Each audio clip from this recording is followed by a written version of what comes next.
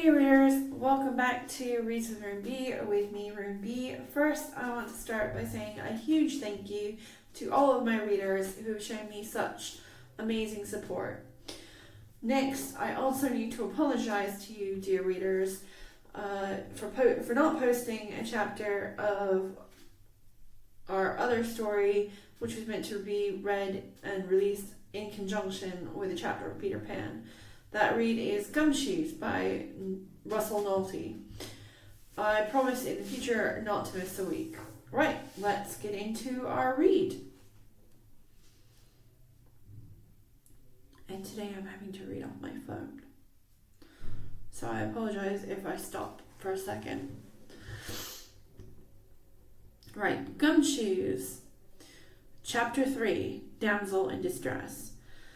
Whipping rain poured down all around the Gumshoes headquarters. Inside, Stuart rested in front of the big screen TV, watching cartoons and reading it from his huge pile of Dan Dash pulp comics.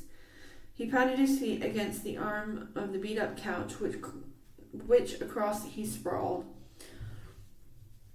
Timothy, meanwhile, sat behind his computer bank, diligently coding a program onto his computer. The heavy clacking from Timothy's fingers across the keyboard pulsed and echoed above every other noise in the treehouse, which drove Stuart bonkers. In retaliation, Stuart whacked his feet harder against the couch, which in turn drove Timothy batty and caused him to pound the keyboard louder and louder. Before long, the noise grew so unbearable that neither could hear himself think. Eventually, Timothy cracked, "Enough!" Stuart froze. After a long moment of silence, Stuart stood and bowed deeply. "I win. Admit it." Yes, Timothy said. "You won irritating noises. That's all well and good, as long as you please quiet yourself down. Come on, don't be a sore loser just because you don't have the mental fortitude of a... Excuse me? Compared to me, you have the mental fortitude of an untrained chimpanzee. And yet I won. What is that? 200 times in a row? Too bad, so sad." Timothy turned back to his work without as much as a further grunt of acknowledgement. Stuart took that as a complete lack of respect and stomped over to Timothy. He peered over the monitor bank in a most annoying fashion. "Hey, no fair. It's no fun to gloat if you're not wallowing in it. Sorry, I can't accommodate, but I have much work to finish," Timothy said. "Too busy to wallow in frustration. I've got to see this." Stuart walked around the counter to look over Timothy's shoulder. Unfortunately for him, the entire screen was filled with nothing but indecipherable letters and numbers, written in a funky computer language. "What is that, Swahili?" Timothy turned his monitor off and spun around to face Stuart. "That is none of your concern. For your information, it's a program I'm working on." Stuart tried to sneak around Timothy to turn the monitor back on, but he was impeded at every avenue. Then Stuart zigged, and Timothy zagged, and when he ducked, Timothy rolled. Whatever Stuart tried, Timothy countered like a nerdy ninja. This was not the first time Stuart had attempted to disturb Timothy's work. As a result, Timothy had become exceedingly adept at defense. "You know, I can do this all night," Stuart said. I'll just keep trying until you give up. You are persistently annoying, and I have too much work left to accomplish to play this game with you any longer." Timothy turned back to his computer and flicked the monitor back on. Stuart scratched his head. "I don't get it. It's not a magic eye, Stuart. No matter how hard you concentrate, an image will never appear out of the middle of the code. It doesn't work like that." "Then how does it work, genius?" Timothy pressed the space bar, and the screen faded to black. "Please be careful. The user interface isn't complete, but I believe I bypassed all of the catastrophic problems." Stuart inched backwards by a few feet. "Maybe I'll stand over here."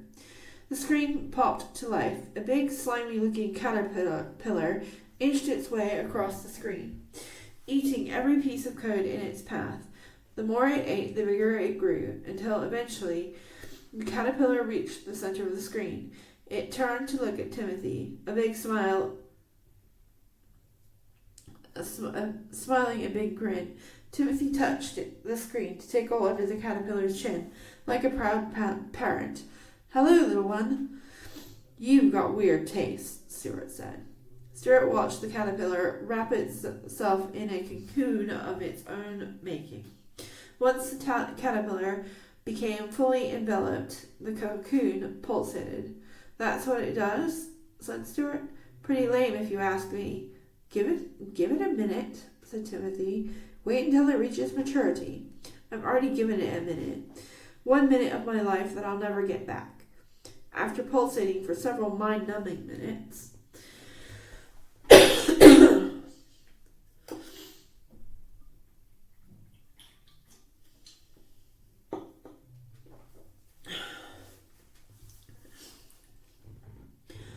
the right side of the cocoon cracked open, and a wing fluttered. Immediately after, the left side of the cocoon broke open.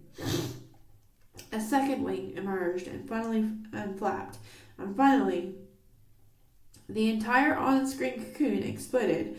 Shards of cocoon burst across the screen so vividly that Stuart ducked to avoid the virtual explosion.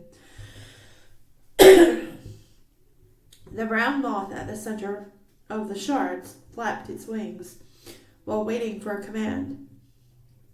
"All right, that was cool," said Stuart. "If you think that's cool, then watch this." Timothy feverishly typed on the keyboard, and he quickly brought up the school's administration web page, which required username and passwords to access records. "You're stuck now," said Stuart. A smug grin spread across Timothy's face. "Oh, am I?" With a couple more keystrokes, he activated his moth, which seemingly ate the school's administration page. And soon the login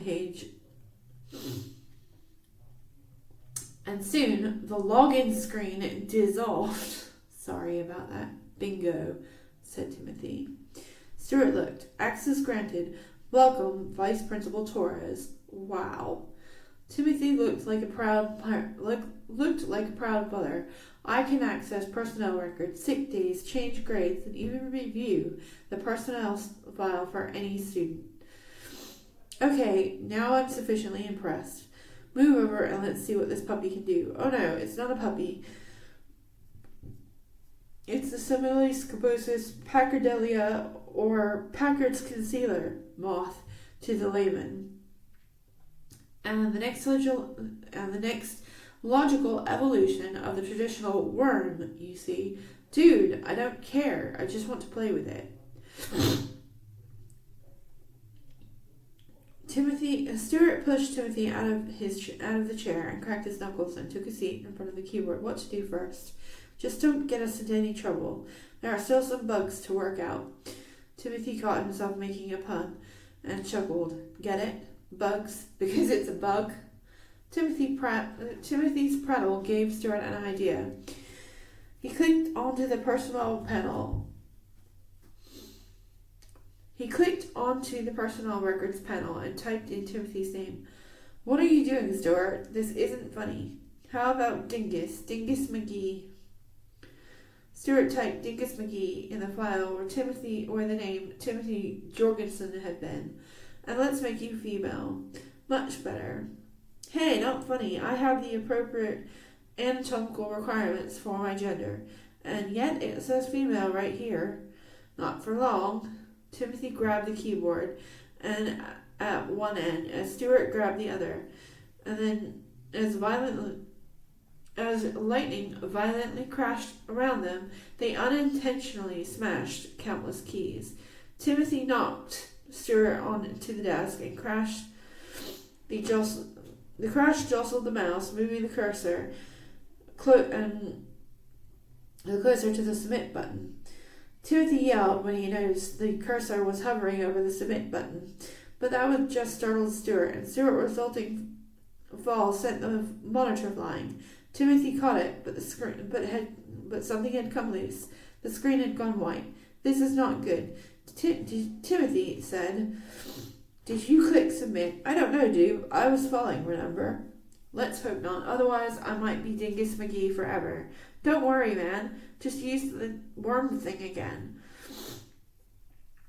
Suddenly, lightning crashed outside the window, and the monitor turned blue, and it read "Fatal Error." Timothy's face contorted into a horrified mess. "Oh no! Quickly, unplug everything." Timothy dropped to his knees and ripped cords from the surge suppressors. The computer began to grind and crunch. Stuart ran around the room, unplugging everything from the wall. The lights turned off. The TV went dead. The radio went silent. And finally, the computers powered down. Timothy and Stuart sat in the darkness. "Is it over?" asked Stuart. "I believe so." "Cool. Question. Why did we turn the lights off everything?" "Everything should be safe as long as the power stays off for a few minutes, and then I will attempt a reboot just to see how much damage was done." Another bolt of lightning struck. The thunder boomed through the headquarters, rattling the equipment. As the thunder shook the tree house, a girl's silhouette appeared in the window furthest from them. Another crackle of lightning revealed a familiar face of a sobbing classmate under her drenched clothing. Stuart cocked his head in disbelief. "Madison?"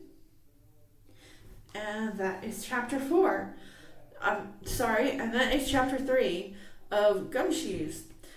I hope you enjoyed, and we'll see you next time. Thanks, readers. Like, subscribe, and keep reading. Bye.